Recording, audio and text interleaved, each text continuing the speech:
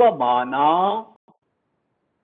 पत्नी, एतत् स्त्रीलिंगे भवति, एतत् पुल्लिंगे भवति। पतिः स्त्रीलिंग पुल्लिंगे अस्ति, अतः सेवमाना। पत्नी स्त्रीलिंगे अस्ति, अतः सेवमाना।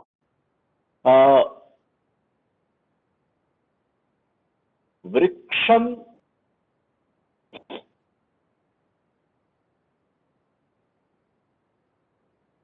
शोभमानं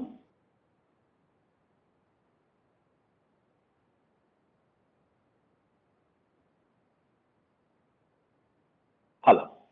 इधर वृक्षम भी लिख सकते हैं, सप्तमी विभक्ति भी लिख सकते हैं। वृक्षे शोभमानम फलम, वृक्ष में शोभित होने वाला फल, शोभा होता हुआ फल, शोभित फल है।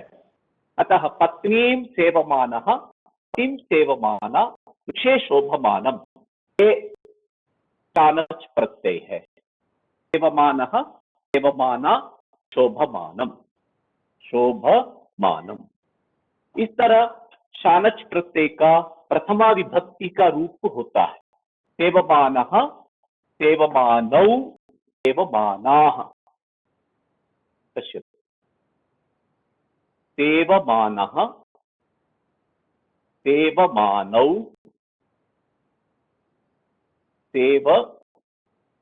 सेवमानाः, ये पुल्लिंग है। स्त्रीलिंग में सेवमाना,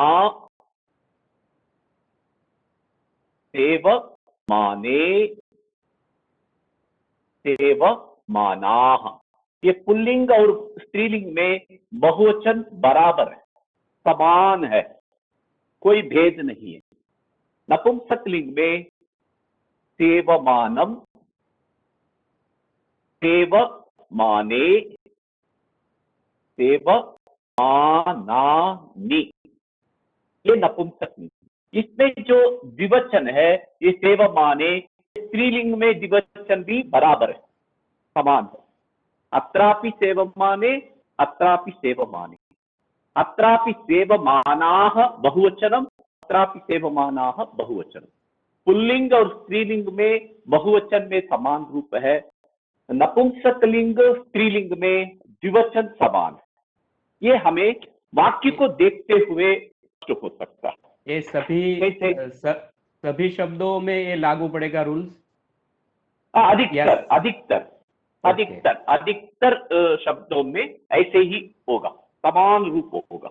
आज कुछ हम पढ़ेंगे बाद में, कहाँ शानच प्रत्यय अलग से रूप देता, वो हम पढ़ेंगे। अभी देखिए, वंद प्लस अ प्लस, इस आ होने के कारण इसमें आगम होगा मु, फिर इसके जगह पर आगम होगा आन, मु आन मान, अ मु आन अमान हो जाएगा, वंदमान हो जाएगा। ये तो हमने अभी समझ में आ गया। अभी हमें दूसरा है कुछ, यहां पर आ नहीं है, ह्रस्व अकारः नास्ति येषु धातुषु, जिन धातुओं में प्रथम पुरुष एकवचन में ए से पहले अ नहीं है, उनमें ये मकार नहीं आता है, सिर्फ आन ही जुड़ता है। वो आपको अभी मैं बता रहा हूं। शीन धातु है एक धातु, शीन, उसका बोलते हैं चेते, शयन करता है। शेते, शयाते, शेरते, ऐसा रूप बनता है उसका। शेते, शयाते, शेरते। शेते मतलब लेटता है। विष्णु क्षीर समुद्रे शेष सर्पस्य ऊपरी चेते। विष्णु भगवान कहां शयन करता है? शेष नाग पर शयन करता है। शिवः कैलास पर्वते शेते, वो शेते मतलब ये। अहम पर्यंके शये, हम उत्तम पुरुष हो गया, शये आ जाएगा। बालकः पर्यंके शेते। पर्यंक माने खाट, मतलब बेड। शय्यायाम शेते, शय्यायाम शय्या पर शयन करता है, शेते। इस शेते में से पहले आ नहीं है, ये है, इसलिए इसको द्विवचन में हम देखेंगे शय प्लस आते। इस आते के स्थान पर आन जोड़िए, तब क्या बना? शयान, शयान बनेगा। विसर्ग जोड़िए तो पुल्लिंग है। शयाना, आ की मात्रा जोड़ा तो स्त्रीलिंग है। शयानम, हम जोड़ा तो नपुंसक लिंग, नपुंसक पुंसिंग। अतः शयान, शयाना, शयानम। समझ में आ गया? शेते में ते से पहले आ नहीं है, इसलिए इसका द्विवचन में आते के स्थान पर आना जोड़िए, अब शयान हो जाएगा। ये तदस्ति शानच प्रत्ययस्य रूपद्वयम्। एकम तु तेतः पूर्व ह्रस्व अकार हो तो म का आगम होगा, फिर आन जुड़ेगा, अमान हो जाएगा। अब वंदेते, एक एते के स्थान पर अब अमान जोड़ेंगे, तब वंदमान हो जाएगा। परंतु यहां क्या है? चेते में ते से पहले ये है, नहीं है, इसलिए उसका द्विवचन में शयाते में आते के स्थान पर आन जोड़िए, शयान हो जाए। स्पष्टम अभवत्? अन्यान्यपि उदाहरणानि वदामि। चेते भुंज धातु, भुंक्ते, इधर भी ते से पहले अ नहीं है, इसलिए इसका द्विवचन में भुंक्ते, भुंजाते, मतलब भुंज प्लस आते। इस आते के स्थान पर आन जोड़िए, जान हो जाए। विसर्ग जोड़िए, पुल्लिंग है। मात्रा जोड़िए, स्त्रीलिंग है। अ जोड़िए, नपुंसक लिंग। स्पष्ट है? कोई संदेह है? आगे बढ़ूं? हाँ सर, स्पष्ट तो है, लेकिन मुझे शानच प्रत्यय कब लगता है वो पता नहीं चल रहा अभी। ना ना ना, आपको शत्रु प्रत्यय कब लगता है बताइए? दो क्रिया एक साथ चलती है तब शत्रु प्रत्यय लगता है। दो क्रियाएं कहाँ है? वो शत्रु दो प्रत्यय नहीं नहीं, हाँ समान काल हाँ में क्रिया होती है। इधर क्या हाँ है? समान काल नहीं है, लेकिन इसका सेवमान वो पति का सेवा कर रही है, पति की सेवा कर रही है। ऐसा वाक्य बोलना तो क्या बोलना है? पतिम सेवमाना अस्ति, पतिम सेवमाना अस्ति। गुरु को वंदना कर रहा है, गुरु वंदमानः अस्ति।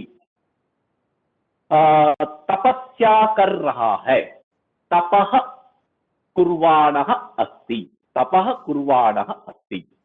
ये इन वाक्यों में बोलने के लिए शानच प्रत्यय आत्मनेपदी धातुओं के साथ बनता है। यही भेद, शत्रु और शानच में यही भेद है। ये आत्मनेपदी धातुओं से वो अर्थ निकालना, मतलब हुआ, करता हुआ, कर रहा है, प्रेजेंट कंटिन्यूअस, कर रहा है को कहने के लिए शानच प्रत्यय आत्मनेपदी धातुओं के साथ जुड़ता है। वो कैसे जुड़ता है वो मैंने अभी बताया। अभी उदाहरण से आपको स्पष्ट होगा। इदानीं वृद्धः वृक्षस्य अधः शयानः अस्ति। इसको हिंदी में बोलिए। बूढ़ा व्यक्ति कहां सो रहा है? क्या सो वृक्ष रहा है? के बूढ़ा व्यक्ति वृक्ष के नीचे सो रहा है। हाँ, पेड़ के नीचे सो रहा है। इस पेड़ के नीचे सो रहा है, लेट रहा है, इसके अर्थ में शींग धातु होती है। शींग धातु आत्मनेपदी है, उसमें हो रहा है, लेट रहा है, इसको कहने के लिए शानच प्रत्यय हुआ, इसलिए शयाते में आते के स्थान पर आना जोड़ दिया, फिर शयान हो गया। ये रूप शानच प्रत्यय का। ये वृक्ष से अधः क्या है, आपने पढ़ लिया। ये वृक्षस्य षष्ठी विभक्ति है। किसके हाँ। नीचे? किसके नीचे? पेड़ के पेड़ के नीचे। नीचे। हाँ, पेड़ के नीचे लेट रहा है। कौन लेट रहा है? वृद्ध बूढ़ा व्यक्ति। बूढ़ा व्यक्ति लेट रहा। इसको कहने के लिए शानच प्रत्यय का यूज करना ही पड़ेगा। इधर शत्रु प्रत्यय नहीं आएगा। शत्रु प्रत्यय का धातु नहीं है, क्योंकि शींग धातु आत्मनेपदी धातु। ठीक है जी। हाँ ठीक है। हाँ, शींग धातु, भुंज धातु, युंज धातु भी होता है। ऐसे बहुत धातु है। तो धातु कुर्वते बनता है। कुर्वते, कुर्वाते, कुर्वते, कुरुते, सॉरी, कुरुते, कुर्वाते, कुर्वते, ऐसा रूप बनता है क्रि धातु। ये उभयपदी धातु है। उभयपदी माने क्या है? परस्मैपदी में भी है, आत्मनेपदी में भी है। कौन सा धातु? क्रि धातु। परस्मैपदी में क्या होगा? करोति, कुरुतः, कुर्वन्ति। हाँ, इसका शत्रु प्रत्यय होता है तो कुर्वन होगा। कुर्वन। ये कुर्वन्ति में से हमें ती हटा दिया तो क्या बचा? कुर्वन। ये कुर्वन शत्रु प्रत्यय का। पर इधर क्या होगा? कुरुते आत्मनेपदी होने के कारण कुर्वाते में क्या बना है? कुर्व प्लस आते। इस आते के स्थान पर आन जोड़िए। ये वकार रेप है, रेप होने के कारण ये न अणा हो जाता है। कुर्वाणः, कुर्वाणः हो जाता। ये नकार क्यों अणा? अर्थात गुरुजी जो कार्य शत्रु प्रत्यय परस्मै पद में करता है वही कार्य आनच प्रत्यय आत्मनेपद पद में करता है, ऐसा ही हुआ ना? हाँ, सही है, सही है। लेकिन थोड़ा सा फर्क है। यहाँ तो स्पष्ट वाक्य होता है, यहाँ तो आपको अर्थ में समझना है, वाक्यों के द्वारा ही समझ में आएगा। अभी जैसे मैंने बताया, कृ धातु उभयपदी होने के कारण कुर्वन भी लिख सकते आप, लेकिन आत्मनेपदी हुआ तो शानच प्रत्यय लिखना। मैं अभी उदाहरण से आपको स्पष्ट करा दूंगा।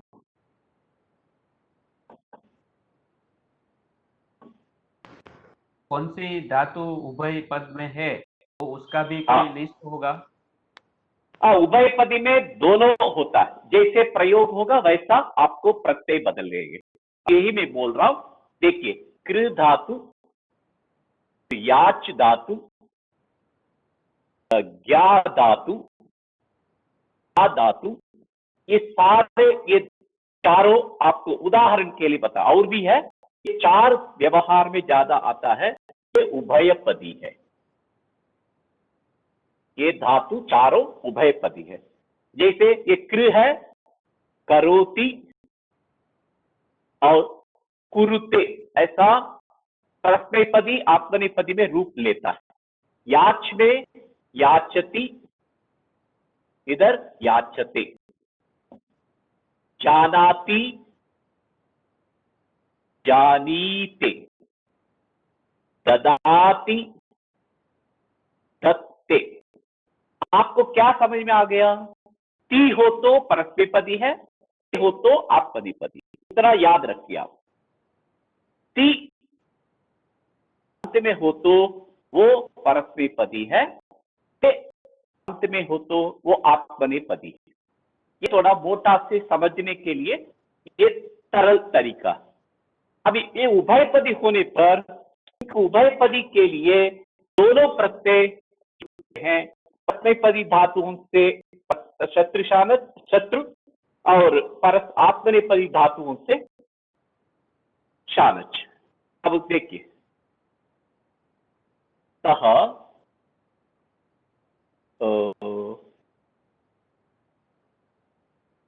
गृह कार्यम करोति, सा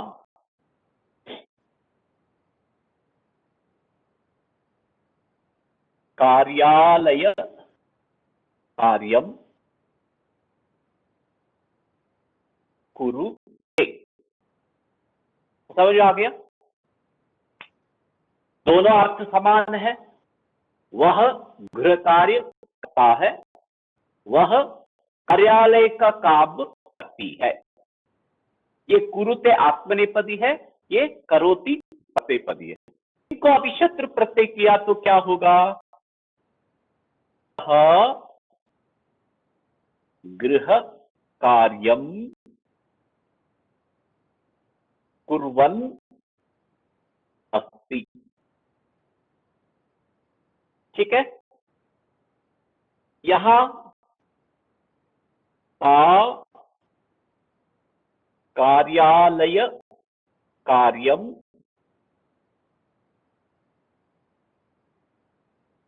कुर्वाणा अस्ति।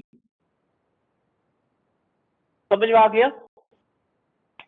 इधर क्यों कुर्वाणा लिखा, इधर क्यों कुर्वन लिखा? क्योंकि धातु परस्मैपदी है, धातु इधर कुर्वाणा में कुरुते आत्मनेपदी है। कुछ धातु ये तो उभयपदी है, कुछ धातु तो सिर्फ आत्मनेपदी है, कुछ धातु सिर्फ परस्मैपदी है। तब परस्मैपदी के साथ शत्रु प्रत्यय ही होगा और आत्मनेपदी धातु के साथ शानच प्रत्यय ही होगा। स्पष्ट हुआ? हाँ।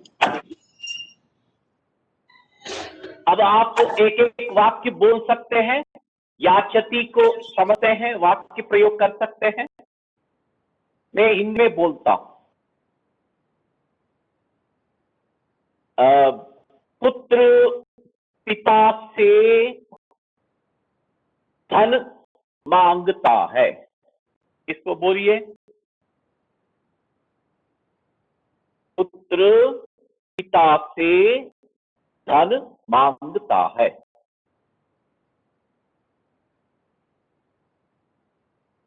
बोलिए।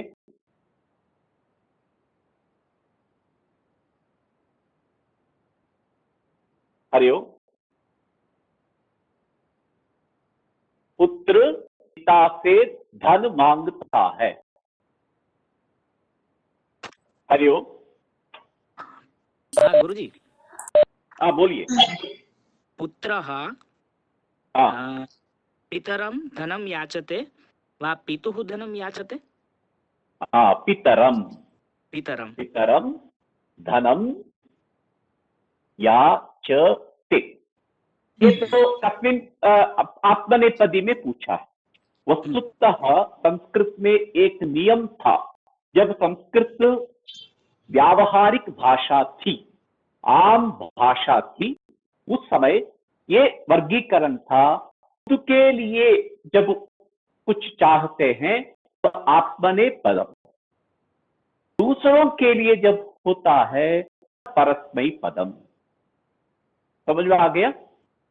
खुद के लिए हुआ तो आत्मनेपद है, आत्मने खुद के लिए, परस्मै दूसरों के लिए, ये उसी में है। परस्मै पदम, आत्मनेपदम।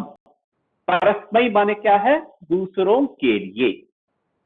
आत्मने मतलब अभी ठीक है, पुत्रः पितरं धनम याचते, खुद के लिए याच मांग रहा है ना। पैसा किसको चाहिए? खुद के लिए। इसलिए पुत्रः पितरं धनम याचते। अब दूसरे में पुत्रः पितरम धनम याचति। ये याचति जब आएगा तब परस्मैपदी है। परस्मैपदी में अर्थ क्या है? पुत्र अपने लिए नहीं मांग रहा है, पैसा लेकर वो किसी दूसरे को देने वाला है, इसलिए पुत्रः पितरम धनम याचति। पापा उसको देना है, आप भूल गए, दे दो, इसी पूछता। तब क्या है?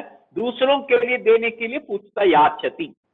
लेकिन ये वर्गीकरण आजकल मिट गया, पहले ऐसा था। अभी देखिए पचती, पचती और पचते। रामः भोजनम पचते। पाचकः भोजनम पचती। अभी देखिए, इससे आपको पता चल जाएगा, पाचक कुक है, वो भोजन पकाता है, किसके लिए? दूसरों के लिए। दूसरों के लिए, भोजन खुद के लिए नहीं। अब राम वन में गया, खुद पकाना पड़ा, भोजनम पचते, खुद के लिए। अभी कमरे लेकर कुछ लोग स्टूडेंट्स रहते हैं, स्वयं पाकी होते हैं, खाना पकाते हैं, वो लोग आत्मनेपदी है। अब माता पचती, गृहे माता पचती। माता किसके लिए पका रही है? सबके लिए। घर में रहने वालों के लिए। इसलिए ये व्यवस्था पहले थी, आजकल मिट गया। लेकिन जो उभयपदी लभमान है, विद्यमान है, आजकल व्याकरण में दृश्यमान है, उनको जब प्रयोग करेंगे हम उस नियम का फॉलो करेंगे। परस्मैपदी के लिए परस्मैपदी, आत्मने के लिए आत्मनेपदी, फिर परस्मैपदी में शत्रु प्रत्यय, आत्मनेपदी में शानच प्रत्यय। इसको शत्रु प्रत्यय में वाक्य लिखिए, बोलिए। पुत्रः पितरम धनम याचते। पुत्रः पितरम धनम याचमानः अस्ति। पुत्रः पितरम धनम याचन् अस्ति। याचति, याचतः, याचन्ति। टी हटा दीजिए, याचन, याचन अस्ति। याचमानः, याचते, याचेते, याचन्ते। याचेते में ये ते स्थान पर आन जोड़िए, अमान जोड़िए, याचमानः हो जाए। इसलिए याचमानः याचन, जानानः जानन। अब एक और वाक्य बोलूंगा, आप बोलिए। वह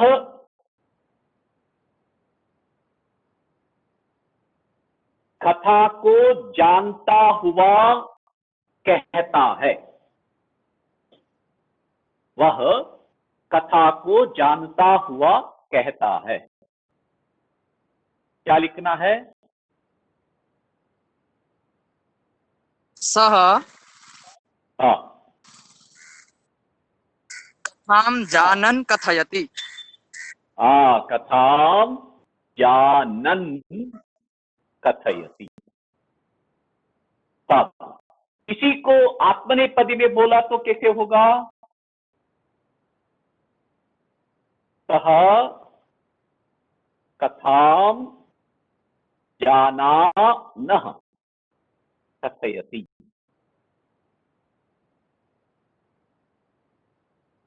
समझ में आ गया? कथां जानानः, ते नहीं आएगा। ये मैंने किसी किसमें लिखा, किसमें लिखा, ते नहीं है ना, जानीते लिखा है ना मैंने, जानीते उसका रूप है, उसका द्विवचन रूप क्या है, जानाते। इस जानाते में जान प्लस आन जोड़िए, क्या बनेगा, जाना न।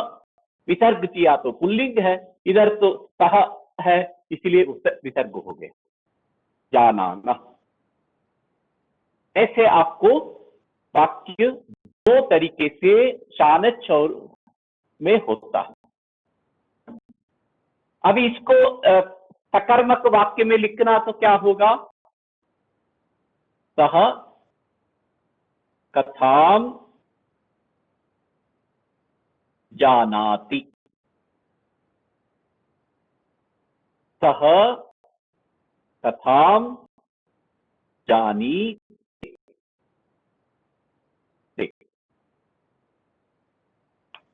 वाक्यों का सौंदर्य है, कहने का ढंग है। यही वाक्य हमेशा इस तरह ही नहीं बोलेंगे हम, कभी कभी वो जानते हुए भी नहीं बोलता, जानता हुआ बोलता है, जानता हुआ भी कभी भी मुंह नहीं खोलता है। ऐसे वाक्यों को जब संस्कृत में बोलना है, इन प्रत्ययों का सहारा चाहिए। ये तो कर्ता कर्म क्रिया है, ये तो वाक्य बन जाएगा। हमें ग्रेडेशन बढ़ना है, ग्रेजुअली बढ़ना है, तो बढ़ने के लिए इन प्रत्ययों का सहाय, सफिक्स, सफिक्स, ये सब हमें सीखने के लिए ही ये वाक्य। ये देखिए कितना सरल है, लेकिन इसमें क्या है, जानाति को जानन कथयति, जानाति वदति कथयति, ये लिख सकते, जानीते कथयति। कथयति पतिपदी ही होगा, इधर आत्मनेपदी हो सकता, तब इस तरह वाक्य बन सकते हैं। आपको ये अब द्वितीय विभक्ति में हमें चलना है, तो प्रथमा विभक्ति तक हो गया, द्वितीय विभक्ति में भी रूप चलता है, सप्त विभक्तियों में रूप चलता, तो को हमें लिखना है। अब आप शत्रु प्रत्यय, शादच प्रत्यय, त्वा, ल्यप, तुमुन प्रत्यय सीख लिया। हाँ, इधर भी बता देता हूं। ददाती में क्या होगा, ददत, मैंने बताया उस दिन। दत्ते में क्या होगा, ददान। कैसे चलता है, दत्ते, ददाते, ददते, ऐसा रूप बनता है। इसमें ददाते में दर, दस, आते, इन आते के स्थान पर आन जोड़िए तो ददान जाएगा, दद आन ददान। शब्द जोड़िए तो पुल्लिंग, मात्रा हुआ तो स्त्रीलिंग, हुआ तो स्त्रीलिंग, नपुंसकलिंग। एवं ये चार आपको याद रखना है, तब उभयपदी हो जाता है। उभयपदी धातुओं में अधिकतर धातु विकर्मक धातु है। संस्कृत में विकर्मक धातु 16 है, ये आप आराम से याद कर सकते हैं। दुह, याच, पच, दंड, प्रच, जिब्रू, शास, जी, मत, मुश, नी, हृ, कृष, वह, ऐसा 16 धातु विकर्मक धातु है। मतलब इन धातुओं के प्रयोग में कर्म पद 2 होता है। देखिए, अभी मैंने पहले लिखा था, आपने बोला था पुत्रः, पितरम, धनम, याचते। याच धातु दुह, याच, याच धातु विकर्मक धातु है। विकर्मक धातु होने के नाते इधर 2 कर्म है, कर्ता और धनम कर्म, पितरम कर्म, याचते क्रिया। कौन सी क्रिया, कर्मक क्रिया, कर्मक क्रिया। इसके प्रयोग में 2 कर्म होता है। एक तो मेन मुख्य कर्म, प्रधानम कर्म, दूसरा अप्रधान कर्म। देखिए, पुत्रः किं याचते, किं याचते? धनम याचते। धनम याचते। हाँ, ये प्रधान है, प्रधानम कर्म। पुत्र का प्रधान कर्म क्या है? धन मांगना, धन मांगना। किससे मांगता है, किससे मांगता है? पिता से। पिता से। ये पिता से में वाक्य में क्या है? पिता से। पिता से मतलब पंचमी विभक्ति है, पंचमी विभक्ति मतलब अपादान, अपादान कारक। इस अपादान को इधर याच धातु जो विकर्मक प्रयोग है, इसलिए उस अपादान में भी कर्मणि द्वितीय हो गया, कर्म हो गया, इसलिए वो अप्रधान कर्म है, गौण कर्म, गौण गौण कर्म। इसलिए अपादान के स्थान पर कर्म हो गया। पितरम धनम याचते। अब हिंदी में लिखा तो कैसे लिखेंगे? पुत्र पिता से धन मांगता है। अनुवाद किया तो कैसे करेंगे? पुत्र पिता से धन मांगता है।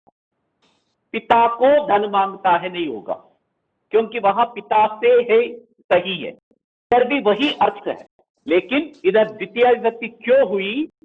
याच धातु विकर्मक धातु होने के कारण। आपने कारक प्रकरण पढ़ते वक्त ये पढ़ा होगा, नहीं तो अभी आपको सीख लिया होगा। इसी तरह समझ में आ गया? ये उभय पदी में ये याच धातु विकर्मक धातु है। और भी है, पृच्छ धातु भी विकर्मक धातु। पृच्छ माने पूछना, पूछना भी विकर्मक धातु है। अभी मैं उदाहरण लिखता हूं, आप याद रखेंगे। गुरुः शिष्यं प्रश्नं पृच्छति। क्या है इधर? प्रधान कर्म क्या है? प्रश्न। प्रधान कर्म प्रश्न। प्रश्न है। हाँ हाँ, प्रश्न पूछना गुरु का कर्तव्य है, प्रधान कार्य। गुरु का प्रधान कार्य क्या है? प्रश्न पूछना। इसलिए प्रधानम कर्म। एक कर्म पद भी नपुंसकलिंग है, इसलिए इसमें विसर्ग नहीं आता है, मूल ही आता है। कर्म, जन्म, कर्म, जन्म, वर्म, नाम। देखिए, ये सारे के सारे नो विसर्ग, नो मकार। कभी भी उच्चारण में भी नहीं करना है, लिखने में भी नहीं करना है।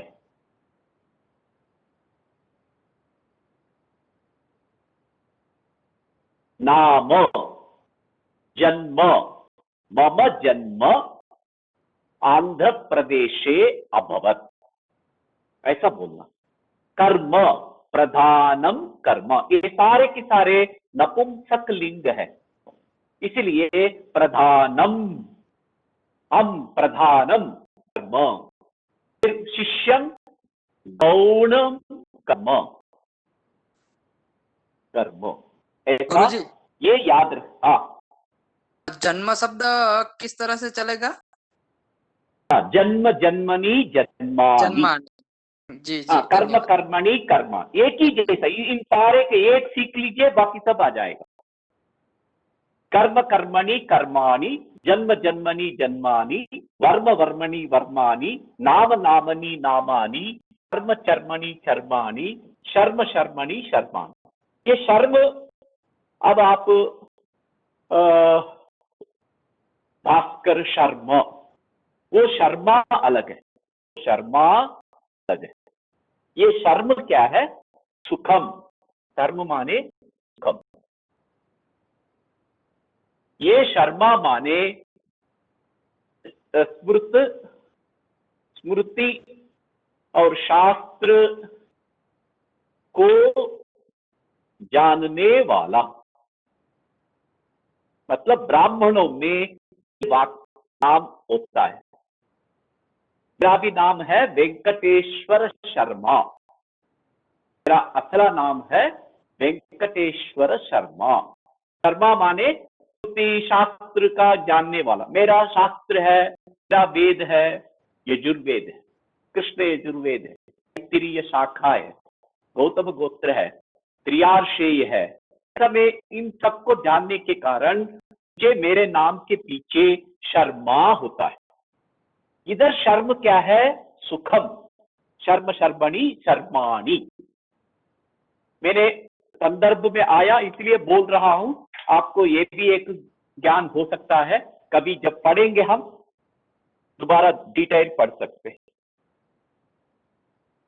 अतः प्रधानम कर्म क्या है? इसको हिंदी में बोलिए। गुरु गुरु शिष्य से प्रश्न पूछता है। गुरु शिष्य से प्रश्न को पूछता है। प्रश्न पूछना गुरु का मुख्य कार्य है। कोई भी शिष्य हो, शिष्य गौण है। रमेश ही शिष्य नहीं है, सुरेश ही शिष्य नहीं है, महेश ही शिष्य नहीं है। अधिक 50 लोग हैं, किसी से भी वो पूछ सकता। इसलिए प्रश्न पूछना उसका प्रधान कर्म है। परंतु शिष्य से इधर भी पंचमी विभक्ति होना चाहिए, शिष्यात प्रश्नम पृच्छति।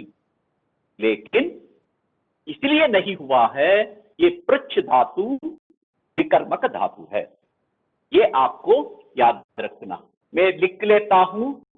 दुह, याच, पच, दंड, ची, ब्रू, शात, जी, मथ, मुश,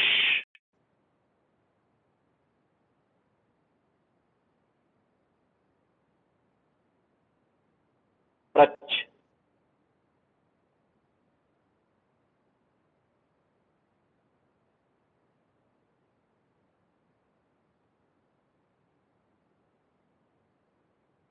दुह, याच, पच, दंड, प्रच, चिभ्रू, शास, जी, मथ, मुश, नी, हृ, कृष, वह। इस तरह आपको धातु है विकर्मक धातु।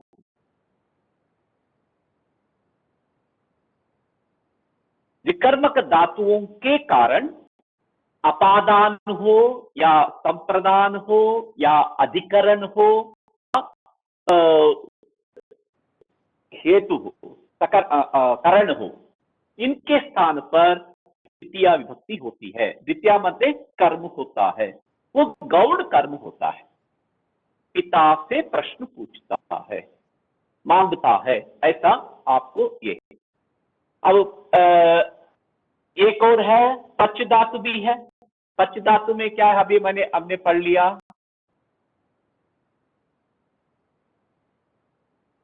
माता ओदनम पचति। माता ओदनम पचति।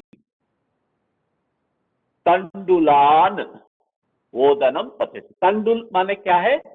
तंडुलाह, चावल है, चावल। ओदनम माने भात, भात। ओदनम अन्नम।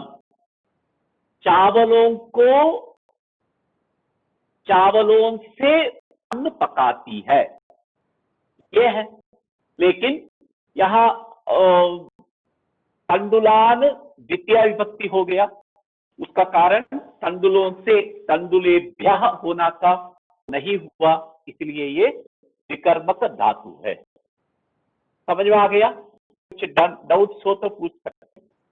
आगे बढ़ेंगे, शानच प्रत्यय में हम चलेंगे। मैं वाक्य बोलता हूं, आप हिंदी में बोलता हूं, आप बताइए।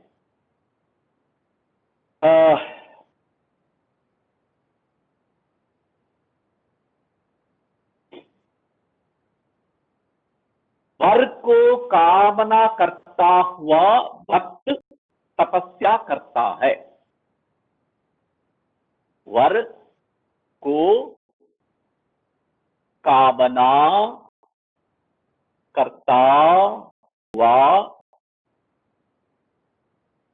तपस्या करता है।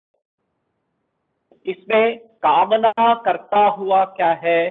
कामयते, ऐसा रूप बनता। कामयते, कामयेते, कामयन्ते। और तपस्या किस जगह पर? तपः, ऐसा शब्द है, नपुंसक लिंग है। तपः, तपसी, तपांसी। हाँ, बोलिए आप, वाक्य बनाइए संस्कृत में शानच प्रत्यय करते हुए।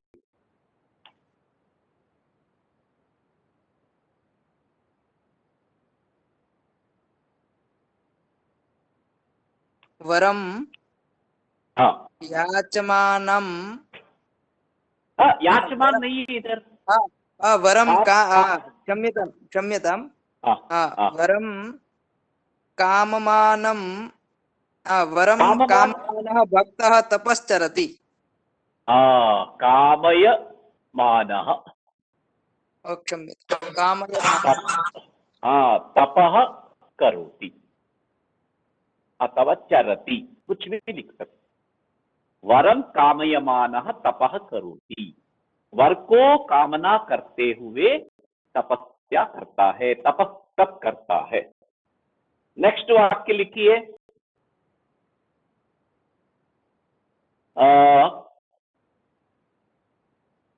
विद्यालय में स्पर्धा करता हुआ छात्र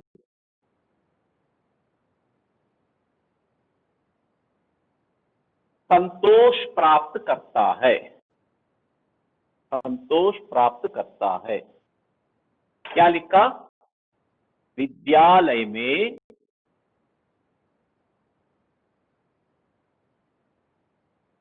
स्पर्धा करता हुआ छात्र प्रसन्न रहता है। इधर स्पर्धा माने क्या है? स्पर्धते, स्पर्धेते, स्पर्धन्ते। आपको ये रूप है। चाणच प्रत्यय कैसे लगता है आप जानते, ठीक है। प्रसन्न को संतोष भी लिख सकते हैं अथवा प्रसन्न लिख सकते हैं। वदतु। विद्यालये स्पर्धमानः छात्रः प्रसन्नः भवति। स्पर्धानः कैसे होगा? स्पर्धते, स्पर्धेते, येते, येते। स्पर्धते में ते से पहले आ है ना इधर, जी।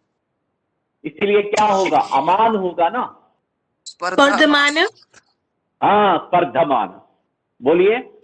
विद्यालये स्पर्धमानः छात्रः प्रसन्नः भवति। प्रसन्नः भवति। विद्यालये स्पर्धमानः छात्रः प्रसन्नः भवति। इसलिए आपको ये शानच प्रत्यय के लिए यही मैंने रूप दिया ना। कामयते, कामयेते, कामयते। यते में ते से पहले आ है, इसलिए अमान होगा। स्पर्धते, स्पर्धेते, इधर भी अमान होगा। ये आपको बैठाना है। और आप उसको एक ही दे रहे और कोई बताइए तभी आनंद होगा, नहीं तो वो जानता है वो बोल रहा है, ऐसा नहीं होगा। कृपया। धर्म विषय में वेदांती लोगों को धर्म के बारे में भाषमान जो वेदांती है, चलो ये वाक्य आपको कठिन होगा।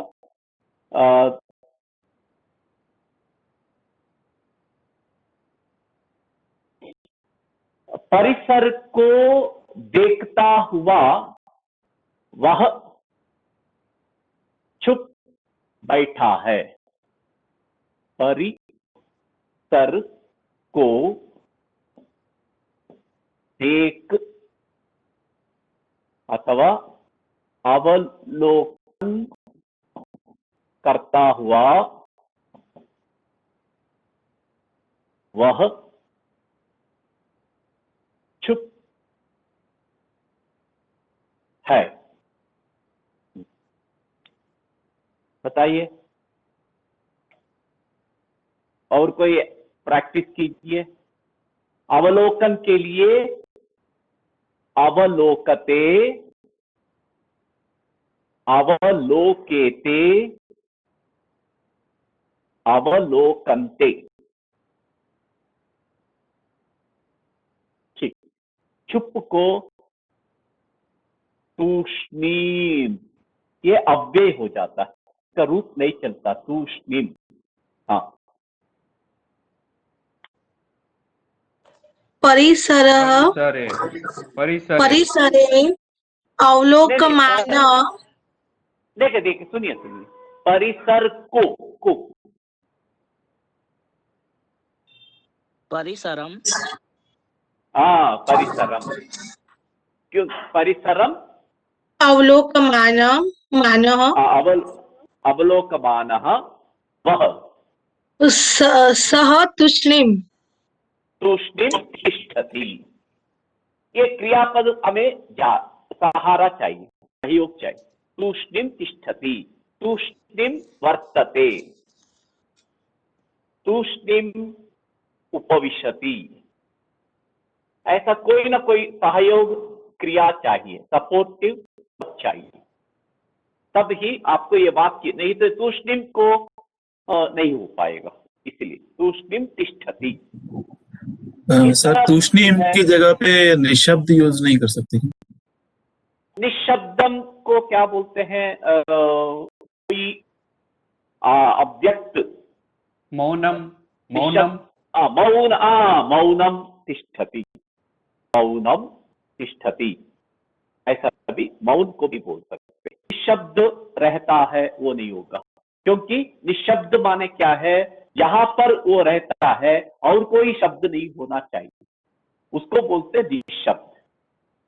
सभा में सब लोग निशब्द रहिए, मतलब फोन कॉल भी रिंग नहीं बजे, उसको बोलते निशब्द एकदम।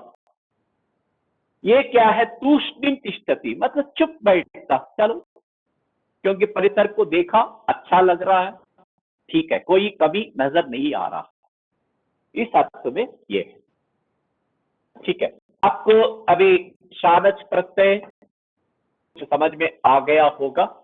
प्रैक्टिस की जरूरत है, अभ्यास करा दूंगा आपको समूह में। अब हम क्षत्रिय प्रत्यय में द्वितीया विभक्ति और तृतीया विभक्ति, ऐसे विभक्तियों में जब देखेंगे तब आपको रूप तो अब याद हो गया। पठन, पठन्तौ, पठन्तः, पठन्तं, पठन्तौ, पठतः, पठता, पठद्भ्यां, पठद्भिः, पठते, पठद्भ्यां, पठद्भ्यः, पठतः, पठतोः, पठतां, पठति, पठतोः, पठत्सु। ऐसा सप्त विभक्ति में रूप चलता है। तब प्रथमा विभक्ति हमने देख लिया, द्वितीय विभक्ति देखेंगे विशेषण के रूप में। रामः पठति, तं सुरेशः पश्यति। ऐसा दो वाक्य है। रामः पठति, तं सुरेशः पश्यति।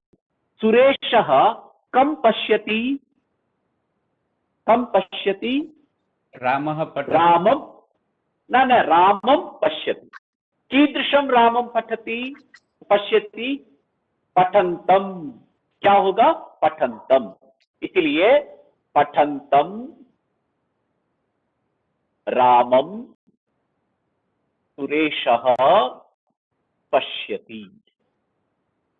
ये भी लिख सकते, सुरेशः पठन्तम रामम पश्यति। ये पठंतम क्या हुआ, द्वितीय विभक्ति हो गई। क्यों? राम का विशेषण है।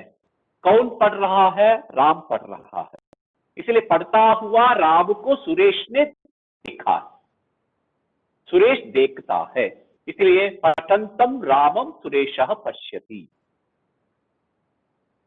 सीता सीता गच्छति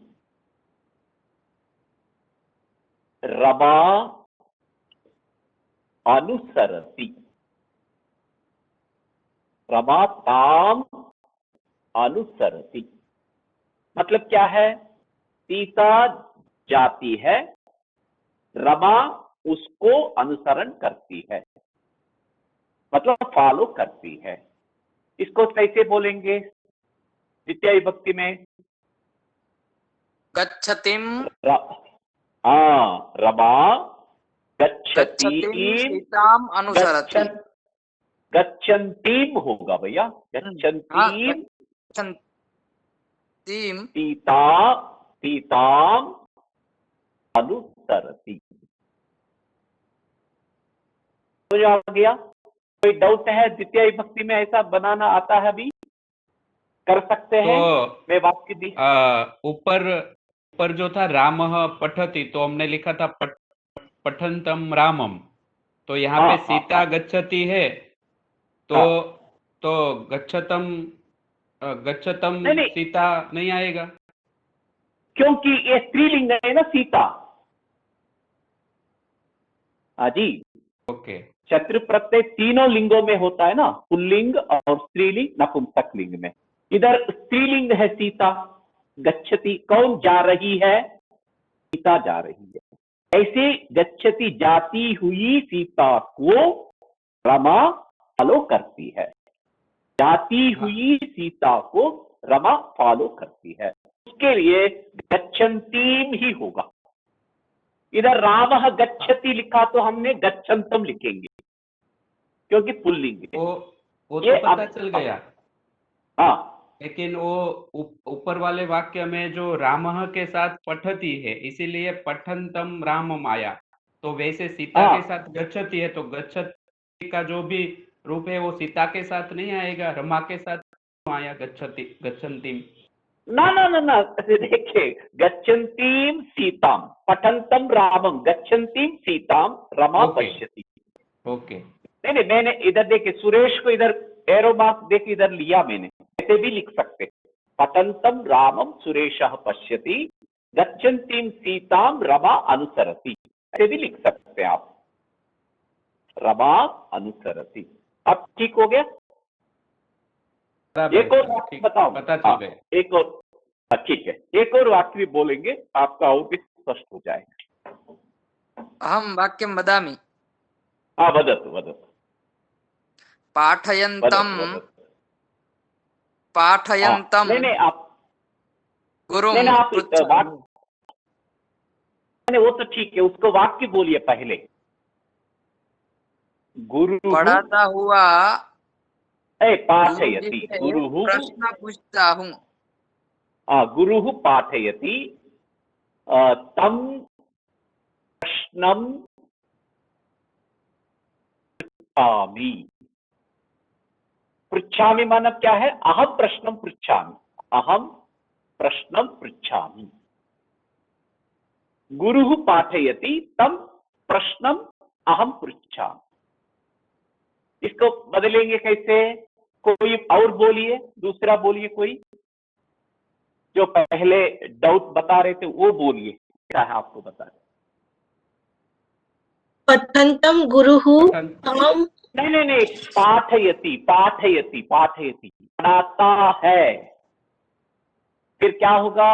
पाठयन् पाठयन्तम पाठयन्तम पाठयन्तम।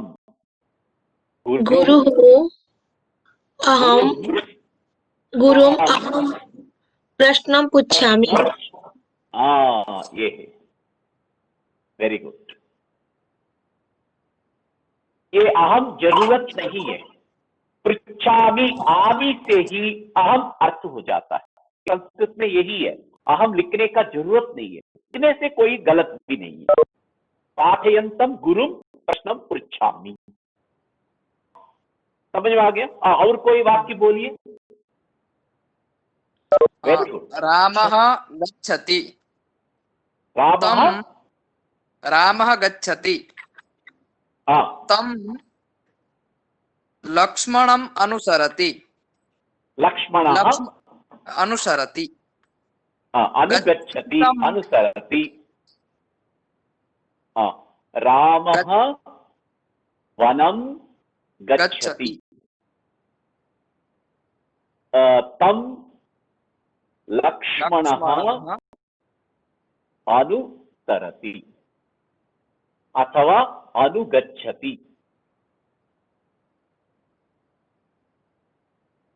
अब कैसे बनेंगे? गच्छन्तं वनं वनं गच्छन्तं रामं लक्ष्मणः अनुसरति। लक्ष्मणः अनुसरति। सब तो स्पष्ट हुआ ये वाक्य? मैं ऐसे वाक्य दे सकता हूं आपके समूह में, आप लिख सकेंगे?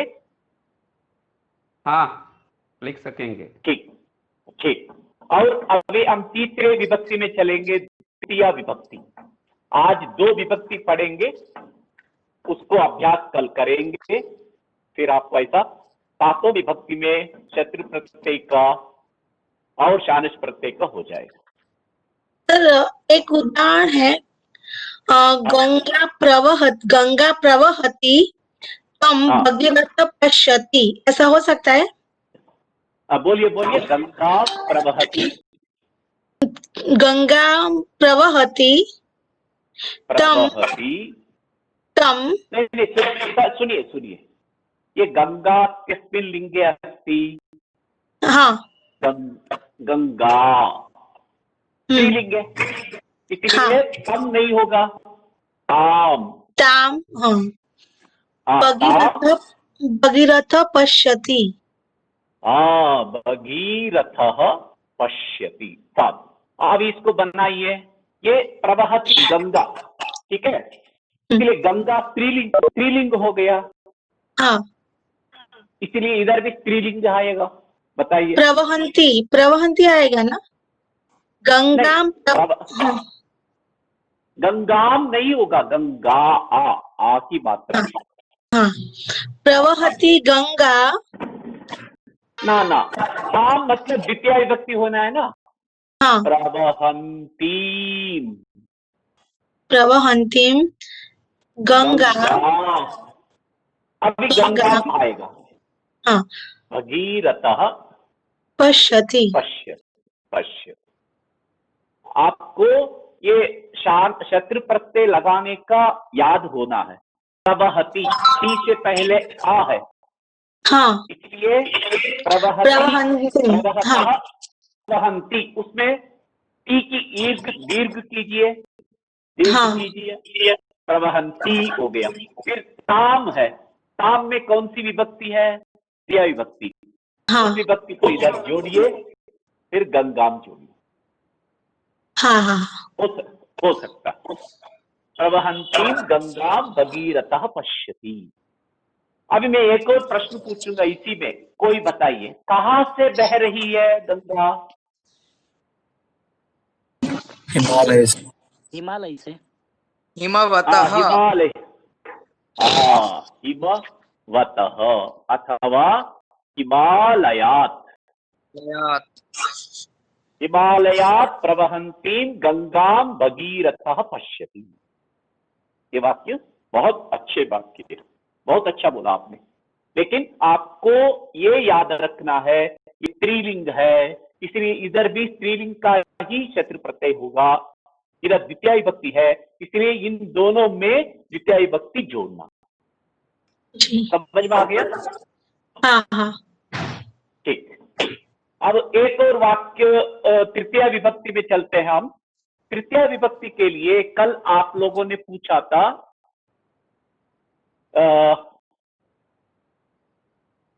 चलत, तृतीय विभक्ति आपने कर्तरी प्रयोग कर्मणि प्रयोग भी सीख लिया, लेकिन प्रैक्टिस नहीं किए हैं। मैं जानता हूं आप स्पष्ट नहीं जानते, फिर भी मैं इस तरह आपको अभ्यास कराऊंगा, मेरा ये वादा है। अब पठन् बालकः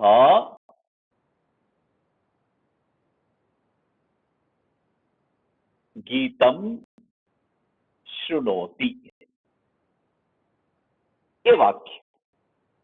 अब ये पठन पहले मैंने ले आया, इससे क्या है, तृतीय विभक्ति सरल हो जाएगा। बालक शब्द का तृतीय विभक्ति क्या है? बालकेन। बालक, हाँ, बालकेन, बालकेन। इसलिए पठन पठन्तौ पठन्तः पठन्तं पठन्तौ पठतः पठता, पठता बालकेन गीतं श्रूयते, ये आएगा, ये कर्मवाच्य हो जाएगा। पठता बालकेन गीतं श्रूयते, पढ़ता हुआ बालक के द्वारा गीत सुना जाता है, गीत सुना जाता है। पठन बालकः गीतं शृणोति, पठता बालकेन गीतं श्रूयते, ये तृतीया विभक्ति है, तृतीया विभक्ति। पठन पठन्तौ पठन्तः, पठन्तं पठन्तौ पठतः, पठता बालकेन गीतं श्रूयते, पठद्भ्यां बालकाभ्यां गीतं श्रूयते, पठद्भिः बालकैः, पठद्भिः बालकैः गीतं श्रूयते। क्योंकि गीतम एक वचन है, इसलिए श्रूयते श्रूयते श्रूयते ही आ गया। अगर गीतम द्विवचन हो तो गीते श्रूयेते, दो गीत सुनाया जाता है। गीतानि श्रूयन्ते, ऐसा श्रूयते श्रूयेते श्रूयन्ते आ जाएगा। ये कर्मवाच्य है। उस कर्मवाच्य में बालक के लिए कर्तृ विशेषण है शत्रु प्रत्यय, कर्ता का विशेषण हो गया। इसलिए कर्ता में जो विभक्ति है, जो वचन है, जो लिंग है, वही वचन, वही विभक्ति, वही लिंग विशेषण में भी होता है। इसलिए शत्रु प्रत्यय विशेषण के रूप में लेना। समझ में आ गया? हाँ। कोई संदेह है? ये आत्मनेपदी में होता है वाच्य परिवर्तन, देखिए ये कर्तरी प्रयोग है, ये कर्मणि प्रयोग है। पठन बालकः गीतं शृणोति, कर्ता कर्म क्रिया। जब हम इसको बदलेंगे, ये थोड़ा भूल जाइए, थोड़ा विशेषण भूल जाइए। बालकः गीतं शृणोति, कर्ता कर्म क्रिया, कर्ता में प्रथमा विभक्ति, गीत में द्वितीय विभक्ति, शृणोति कर्ता के अनुसार। तब जब परिवर्तन करेंगे, बालकेन कर्ता में तृतीय विभक्ति, गीतम प्रथमा विभक्ति। क्योंकि इधर भी गीतम इधर भी गीतम, आपका कंफ्यूज होने का है, लेकिन ये नपुंसक लिंग है, इसलिए प्रथमा विभक्ति द्वितीय विभक्ति में समान रूप होता है। गीतम गीते गीतानि, गीतम गीते गीतानि, इसलिए गीतम प्रथमा विभक्ति है। इधर शृणोति को कैसे हमने बदला है? श्रु धातु है, य विकरण प्रत्यय है, ते आत्मनेपदी प्रत्यय है, इसलिए इसको श्रूयते हो जाएगा। शृणोति शृणुतः शृण्वन्ति, श्रूयते श्रूयेते श्रूयन्ते, ऐसा रूप बनता है। इसलिए एक वचन है, इसलिए एक वचन है। द्विवचन हो तो द्विवचन है, बहुवचन हो तो बहुवचन। ये आत्मनेपदी धातु को पद या जोड़ के आत्मनेपदी प्रत्यय जोड़ना, तब आपको क्रियापद हो जाता है। हाँ जी। अब हम दूसरे वाक्य बोलेंगे।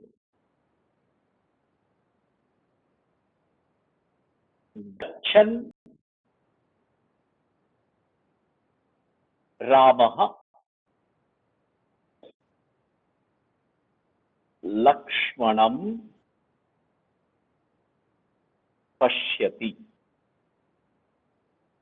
जाता हुआ राम लक्ष्मण को देखता है। तब इधर क्या बनेगा? रामः रामेण, गच्छन् गच्छता, गच्छता रामेण, लक्ष्मणं को प्रथमा विभक्ति लक्ष्मणः, धातु दृश्य धातु, दृश्य, गच्छता रामेण लक्ष्मणः दृश्यते। ये है, यहां तक आपको पढ़ चुके हैं आप। कर्तृ प्रयोग, कर्म प्रयोग, कर्तरी कर्मणि, कर्तृवाच्यम कर्मवाच्यम, कर्तृवाच्यम कर्मवाच्यम। क्या जोड़ा? विशेषण जोड़ा। विशेषण प्रथमा विभक्ति हो तो प्रथमा विभक्ति है, तृतीया विभक्ति हो तो तृतीया विभक्ति, चतुर्थी हो तो चतुर्थी विभक्ति है, पंचमी हो तो पंचमी विभक्ति है। विशेषण उसके साथ ही चलता है। अतः गच्छत रामः, पहले हमने द्वितीय विभक्ति में भी पढ़ा था, गच्छन्तम रामम, पठन्तम रामम, गच्छन्तीम सीताम। इसी तरह पुल्लिंग हो गया, स्त्रीलिंग में लिखेंगे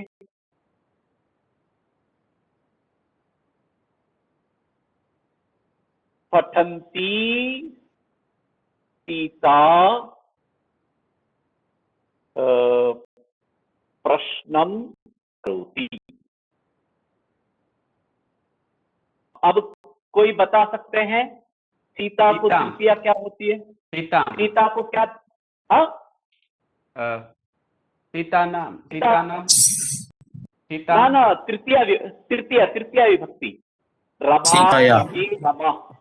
रमाम रमे रमाः रमया सीतया सीतया सीतया। फिर इधर का विशेषण क्या हो गया?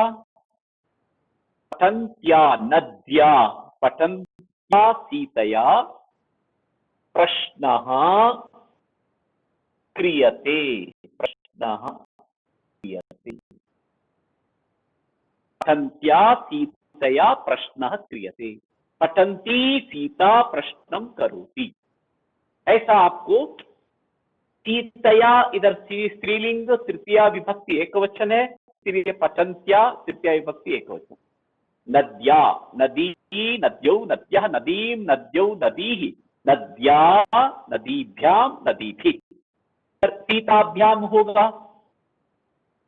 फिर इधर क्या होगा?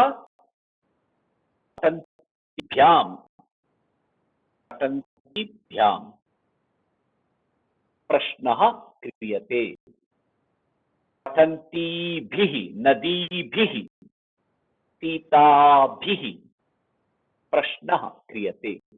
ऐसा विशेषण विशेष्य के रूप में तृतीया विभक्ति में कर्मवाच्य कर्तृवाच्य का रूप हमको स्पष्ट दिखता है। आपने कर्मवाच्य जान लिया तो अब विशेषण जोड़ना है, बस इतना। कोई संदेह है?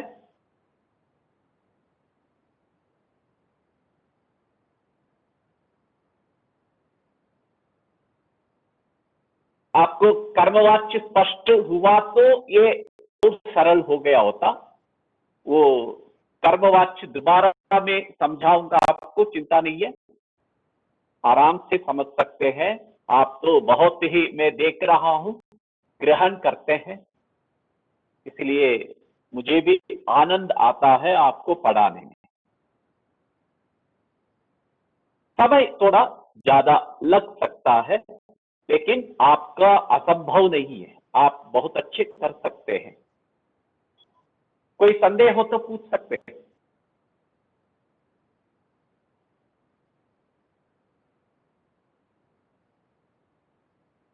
कोई संदेह है? हरिओम। नहीं। अभी ऐसे हम आज यहाँ कक्षा समाप्त करेंगे तो फिर कल से आप लोगों का समय बता देंगे तो उस समय में मैं आपका उपलब्ध हो जाऊंगा। मैं चाहता हूं कुछ शब्द रूप धातु रूप के साथ इन प्रत्ययों का भी ज्ञान स्पष्ट हो गया तो आप कुछ में आत्मविश्वास के साथ की रचना कर सकते। संस्कृतम सरलमस्ति न कठिनमस्ति केवलम अभ्यासः अपेक्षते। अभ्यास आवश्यक। सर सबकी तृतीया विभक्ति पता नहीं है तो वाक्य बनाने में तकलीफ होती है। इसीलिए शब्द रूपों का ध्यान चाहिए। शब्द रूपों का ज्ञान हुआ तो बहुत अच्छा। ये अजंत शब्द पुल्लिंग स्त्रीलिंग नपुंसक लिंग में आपको याद रखूंगा। रामः रामम रामेण रामाय रामात रामत रामे, ये पुल्लिंग में एक वचन स्तंभ है। रमा रमाम रमया रमायै रमायाः रमायाः रमायाम, स्त्रीलिंग में एक वचन स्तंभ है। फलम फलम फलेन फलाय फलात् फलस्य फले, ये नपुंसक लिंग का एक वचन स्तंभ है। इसलिए अब एक एक वचन स्तंभ आप याद किया तो उसका ऊपर से नीचे, नीचे से ऊपर, बाएं से दाएं, दाएं से बाएं बताते एक बार अभ्यास किया तो देखिए अभी व्यायाम करने वाले कैसे करते, कसरत करने वाले कैसे करते, एक बार गाना गाने वाले कैसे करते। ये इंडियन आइडियल आ रहा है उसमें हमको लाइव दिखाते हैं, उससे पीछे उन लोगों ने कितना अभ्यास किया होगा, ऑर्केस्ट्रा के साथ, स्वर कल्पना के साथ कितनी बार उन लोगों ने अभ्यास किया होगा, जब जाके स्टेज पर लाइव प्रोग्राम में अच्छा सुनने को मिलता है। इसलिए अभ्यास तो हर जगह चाहिए। आसन ऐसे ही आसानी से कर नहीं सकते, व्यायाम नहीं कर सकते, योग आसानी से नहीं होगा, प्रैक्टिस चाहिए। प्रैक्टिस प्रैक्टिस हमको बड़ा बना देता है। नहीं सिंहस्य सुप्तस्य प्रविशन्ति मुखे मृगाः। उद्यमेन ही सिद्ध्यन्ति कार्याणि मनोरथैः। आप कर सकते हैं। मैं उसको याद करने के भी कहूंगा, लेकिन तो याद करना आपकी बस की। एक शब्द किया तो अनेक शब्द याद हो जाता है। देखिए पठन पठंतो पठंतः किया तो जितने भी शत्रंत पद है उन सबको याद हो जाएगा। वंदमानः वंदमानो वंदमानाः, राम शब्द याद किया तो वंदमान शब्द शानच प्रत्ययांत सब आ जाएगा। शयानः शयानो शयानाः, शयानं शयानो शयान। पश्यतु, रामः शयानः, रामं शयानं, रामेण शयानेन, रामाय शयानाय शयनाय, रामात् शयानात्, रामस्य शयानस्य, रामे शयाने। ओके, राम शब्द को याद किया तो शानच प्रत्यय का रूप आ गया।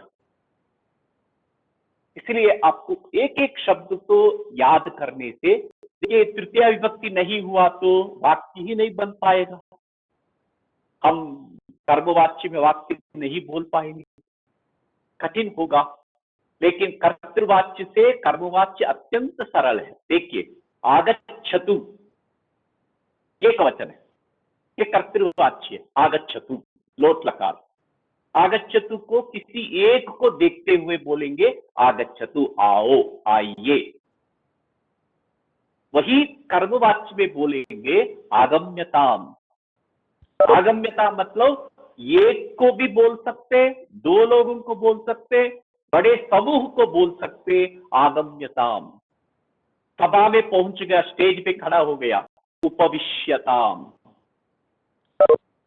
उपविश्यता माने क्या है, सभी के द्वारा बैठा जाइए, बैठिए, ऐसा आ जाएगा। वही एक वचन में बोला तो कर्तृवाच्य में उपविशतु मतलब एक व्यक्ति को ही वो अर्थ निकलेगा, बैठो, बैठिए, उपविश, तुम बैठो। वही उपविश्यताम, आगम्यताम, उच्यताम, बोलिए, बोलिए में बहुत लोग भी हैं। एक समूह मंत्री से मिलने गया, मंत्री बोलता है बोलिए, तब संस्कृत में बोल सकते हैं उच्यताम, कथ्यताम, ब्रूयताम, उद्यताम। देखिए कितना शब्द है संस्कृत में बोलिए कहने के लिए।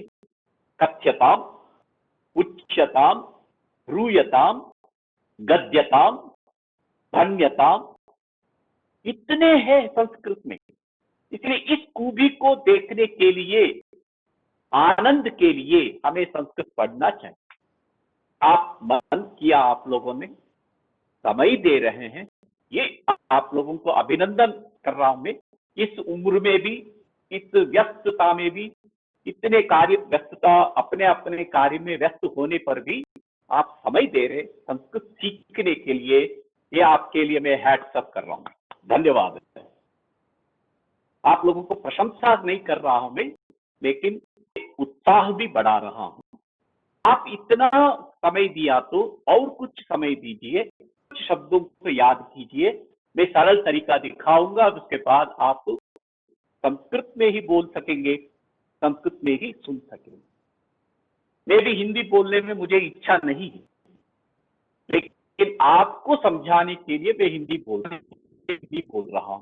यथा अहम सर्वदा संस्कृतम एव वदामि, संस्कृतेन एव पाठयामि, कक्षायां मातृभाषया हिंदी भाषया न वदामि, परंतु प्रारंभ स्तरः अस्ति, अतः अहम हिंदी भाषया वदामि।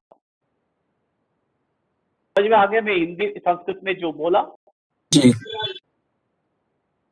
जी हाँ। ठीक है, ठीक है। अभी दीपेश महोदय। महोदय तर्हि अद्यतनकक्षां वयम् अत्र पूर्णां कुर्मः। पूर्णां कुर्मः। श्वः कदा आरभ्य? तो आप लोग बताएं किस तरह से कर सकते हैं। कल से वो पुराण की कक्षा भी चलेगी, तो जैसे कि 5:30 से 6:30 पुराण का समय रहेगा।